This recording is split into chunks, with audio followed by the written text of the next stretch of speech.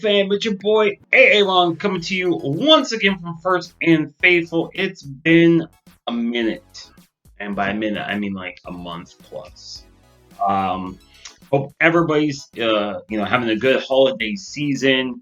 Hopefully, this COVID lockdown business is close to being done. I know the vaccine is, I think, being shipped out literally in this next week. So, fingers crossed. You know, we are close to the end of this. Hopefully, by next season, we'll actually have fans in the stands. I'll hopefully be seeing some of y'all at the games, etc. So just hang in there. It's just a little bit longer, very close. But yeah, I wanted to jump in. It's been a while, like I said. I've been doing a lot of videos with Coffee Break, and those have been really good. If you haven't seen him before, I'll leave a link in the description. Please go check him out. Really great videos. Honestly, kind of the reason I started my channel. But anyways, tomorrow, Redskins, Niners. This is about as must win as it gets for the team. If they're very, very, very, very, very slim playoff hopes to kind of keep those alive. They have to win this game. Coming off that just absolute destruction by the Buffalo Bills. And this is this team, that the Buffalo game, to put my 2 cents on it, was kind of indicative of kind of this team. It seems like when one side's doing well, the other side just completely shits the bed, and vice versa. In this game, the defense just could not stop, the Buffalo offense. If you're relying on Nick Mullins to, put up 40 points a game, I'm sorry, you're not going to win. Like, that's not what you should be asking Nick to do. Not what you should be asking any quarterback to do, right? There's only a few quarterbacks that you look at and say, yeah, that's a guy. If I ask him to put up 30 plus a game, he can get it done. Holmes, Allen, or maybe there's not a lot of quarterbacks that are on that list. Nick Mullins sure as shit isn't on that list of quarterbacks you're asking to win above 30, 40 plus points and win you a game. So defense just couldn't stop Allen, couldn't stop the rollouts. And we've seen this all season with the mobile quarterbacks and kind of get out of the pocket, extend plays. And it's just, snowball effect. Not having Mosley was, really hurt them as well. And you saw Sherman couldn't, you kind of see it. You're kind of seeing it. He's old. It is what it is. He was never the fastest guy to begin with. And now I think the injuries and just the age, and it's caught up, and it happens. That's literally what happens to literally everybody. And Sherman's no exception. So you saw Verrett didn't have a very good game. And then when you can't get to the quarterback, or you allow the quarterback to get out of the pocket, extend plays, you just put your DBs at such a huge disadvantage, when they have to cover for that much longer. It just becomes, a scramble drill. Your DBs are rarely going to win that. So it was just bad. There were some good things. They ran the ball well. Jeff Wilson Jr. should be, to me, I kind of hope they use him. I know last season they did that thing with Mostert and Coleman. Coleman kind of started, and Shanahan's whole thing was Coleman would kind of soften up the defense a little bit. And then you bring in Mostert, fresh legs, who's quick. And, the defense is a little bit slower. They're a little bit beat up. And Mostert comes in and does what he does, hits those big plays. I'm kind of hoping they do something close to the same, except without, not Coleman, but with Wilson. He runs so hard. He's very physical. He's got a little burst as well. I like when he runs. I like the way he runs. I like, and I think he gives them a better running back than Coleman, right? We saw that. Oh my God, the Coleman had 2 carries for negative 30 yards or whatever. Yeah, it was ridiculous. Shouldn't even be out there. Honestly, that dude should never get carries. Just serious. So I would honestly, and I like. I'm not saying Wilson's better than Mostert, but I kind of like that. Soften up and let Mostert come in, especially with Mostert. It still looks like he's kind of dealing, he's kind of still dealing with some lingering effects of the issues, the injuries he's had previously this season. So maybe give Wilson a little bit more carries, let him soften up the defense, and then you let Mostert come in. I'd like to see something almost an even split. I don't think would be a bad thing. especially this season. Probably, not going to go anywhere. I think, give Wilson some more play, maybe pull back Mostert's play a little bit. If Mostert's going to be, if he's not at 100%, maybe bring down his carries, let Wilson take them, and then kind of, that carries into next season in terms of keeping Mostert a little bit of pressure. Other things, Ayuk still, doesn't look like a rookie out there. Runs just really great routes. He is clearly the 49ers best receiver. Debo is a very good receiver, but Ayuk is from a pure receiver standpoint, Ayuk is clearly the best receiver they have. Has a good connection with Mullins. Speaking of Mullins, kind of liked what I saw from him. He took deep shots, right? I mean, we don't see that a lot in the Niners offense, just in general. I know we've been screaming for it. Even last season, just there weren't a lot of deep shots. And then when they brought in Ayuk, who can run, who was pretty damn fast, I was like, those deep shots. And Mullins pulled the trigger on, I think, 2 of them. It actually was the number 2. This is crazy. He had the number 2 longest completion by air yards in the entire NFL last week, which I don't know when the last time that the Niner quarterback has been on that list, but pretty impressive. And I think that's the good and also kind of the bad of Mullins, and where Jimmy will take a check down. There's nothing wrong with that. If it's not open deep or it's not open, like he's more comfortable checking down. There's nothing wrong with that. But we say, hey, you see this? Take that. Mullins is the kind of guy who he's always looking downfield. He's looking for the big play. He's looking for the big hitter. And that can be good when it works, but you also see the negative when it doesn't work, or he takes a sack. Here in my mouth, Jesus. Takes a sack, that kind of thing. So you see the kind of good and bad of it. And like, for me, when we talk about the quarterbacks, Jimmy versus Mullins, that kind of thing, if you could find a kind of split the difference between them, right? If you could give me some of that, hey, I'm going to take some deep shots. That Mullins seems to be more than willing to do. He seems to be very happy doing that, going downfield.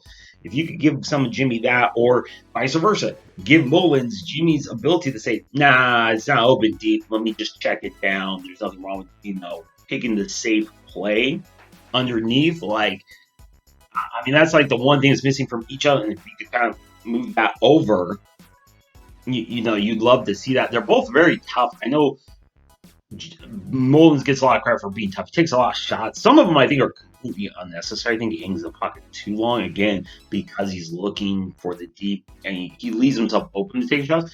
But he takes shots, he gets up. I think Jimmy is tough as well. He just seems like when he gets hit, something happens. Mullins and CJ, for that matter, seem to be able to take those together, is what it is.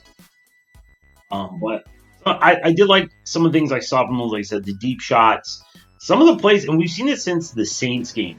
Instead of sitting in the pocket and getting hit as much, he has done the last couple of weeks. He's done a much better job of, when it's there, he's breaking out of the pocket. He's moving out of the pocket. The rush is coming. He moves out, and we've seen a couple throws. There was one against the Saints, and one against Buffalo, where he got out of the pocket, rolled to his right, and threw a dime just on the run, off his foot, just boom.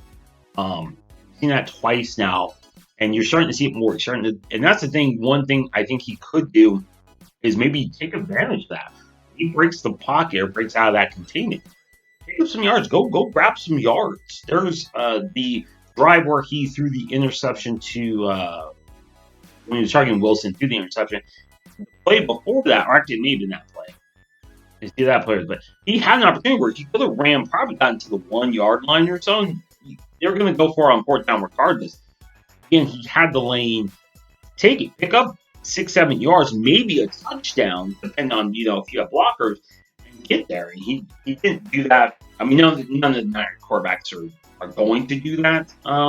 But something to definitely look like, hey, the defense is kind of giving you those lanes, right? Because it's expecting you to run like at all. The thought of Nick Mullins running is not crossing the defense mind. So there's no QB spy. No one's even looking at that. So sometimes you can break through that, through that rush. You're going to have a wide open field. You can pick up 6-7 yards, take a slide, and then, you create either easy second downs or whatever. So I did like what I said. Like I said, he's moving out of the pocket, creating plays downfield, extending plays a little bit instead of just being a sitting duck in the pocket. So that was something nice to see.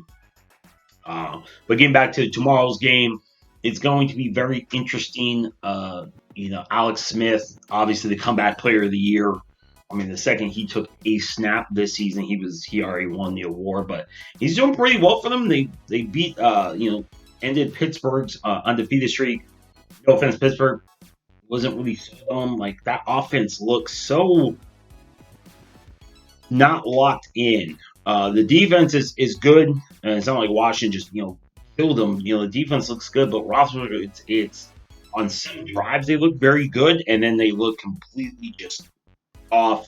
They suffer from a lot of drops. Dante Johnson has a case of the dropsies. Eric Ebron, as good as Tyson, the same thing, dropsies. It's not their offense is very inconsistent. So I don't like it. If they play the Chiefs, I don't see them beating the Chiefs at all. I think the Chiefs probably end up steamrolling them, honestly. So I think if they had to play Tennessee again, I think Tennessee beat them in a rematch. I think the Colts could take them. Like as good as that record is at 11-1, for me, there's just when I watch them, I don't watch them and say that's the team. That's a top two. If you took that record away, I don't think anybody watching would guess. But getting back to Washington, Alex Smith, the check down, captain check down. Anybody who's been using Terry McLaurin in their fantasy knows last week not a good game because Alex Smith not a deep shot guy, which sucks because you have Terry McLaurin, you have Sims, who is another really good deep route, deep receiver, and having a quarterback doesn't really take advantage of that. It's just is frustrating for play fans for one either one of those guys. That may be. It'll be curious to see if they change that this week. Watching this because against the Niners, you have to figure there are going to be those deep shots open. You've seen it. Buffalo hits. They hit multiple. Like those opportunities should present themselves. The cornerbacks just I don't think they can keep up with Scary Terry or Sims or the shots should be there. It'll just be a question of whether they dial them up and whether Alex Smith takes shots deep. And for me, there's going to be two keys to this game. I think does Washington take advantage of the deep shots, and how well do the Niners defend the deep shot? That's one battle I'm going to be watching. Because I think if Washington does the check down on that, I think San Francisco is going to be very well suited to defend that. I think they'll have no problems defending that. It's going to be an issue of does Alex Smith take those deep shots and how well does the Niners defend that? On offense, for the Niners, can they protect? It's twofold. Can they protect Mullins because that front seven of the Washington is very, very, very good.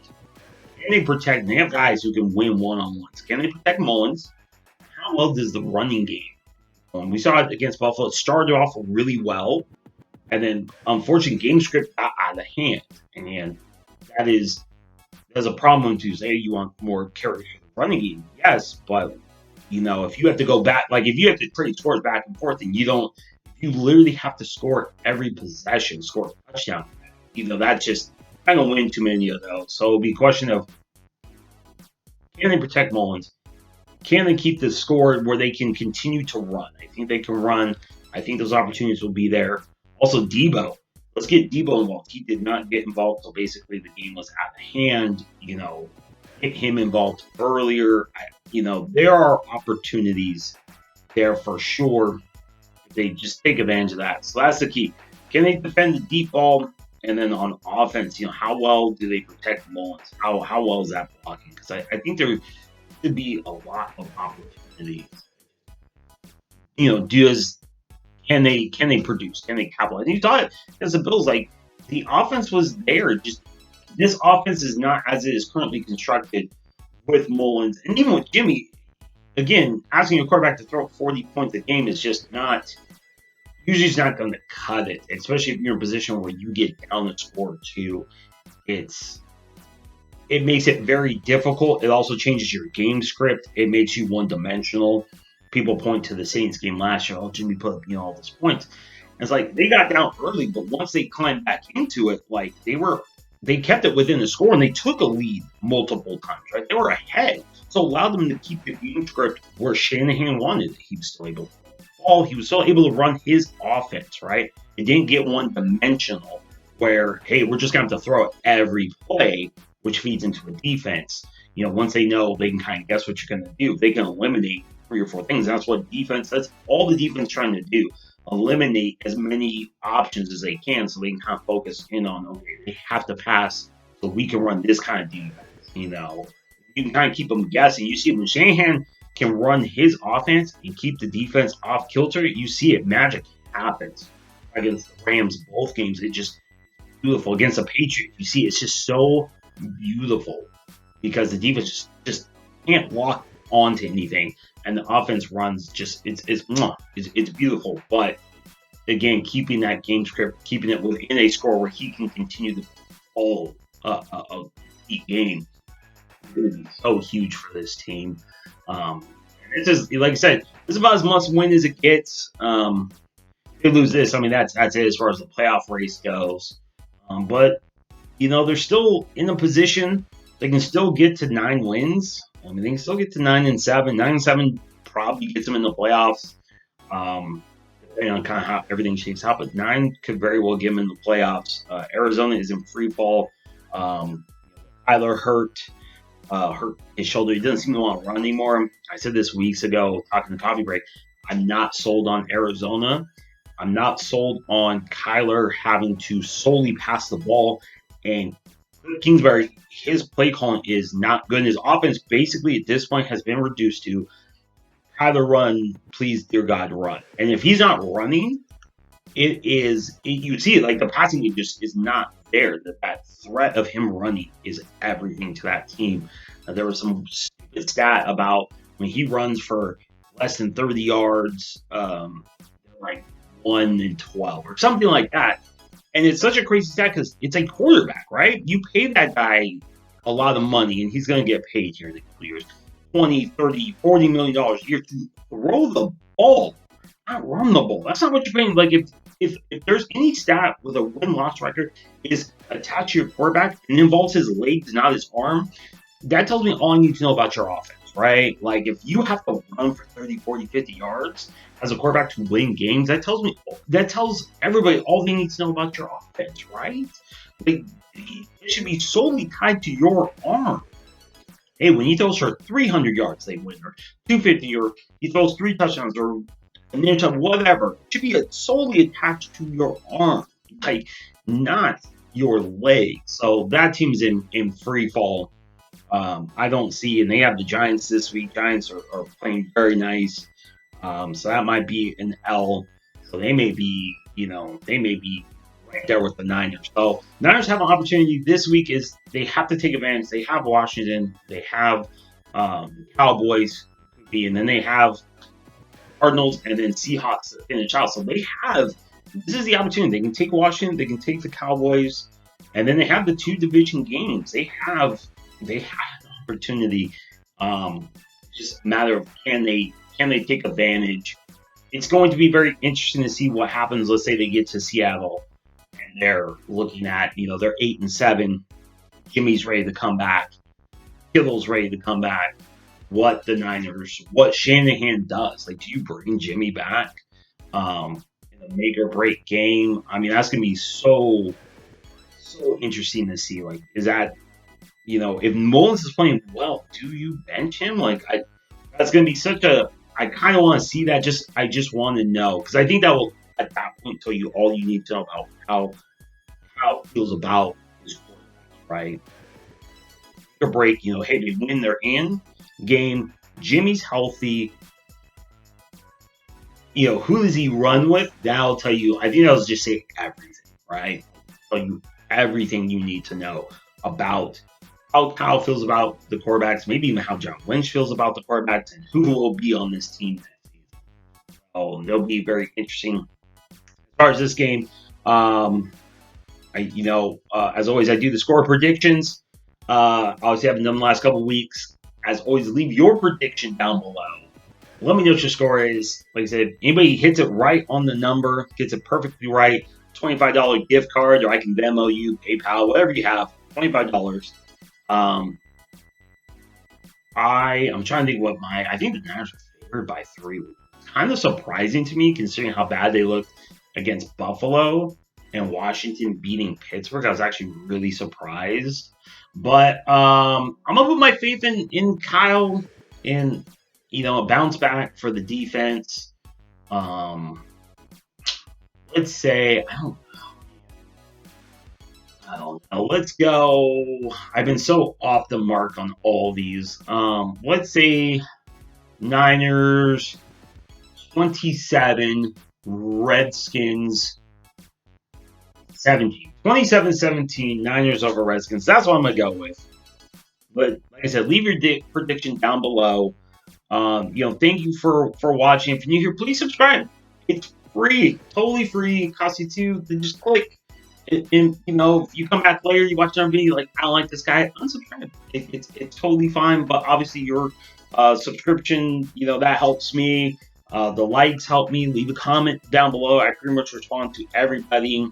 If you go back on old videos, you see I pretty much respond to every single person. I love interacting with you guys, knowing what you guys are thinking.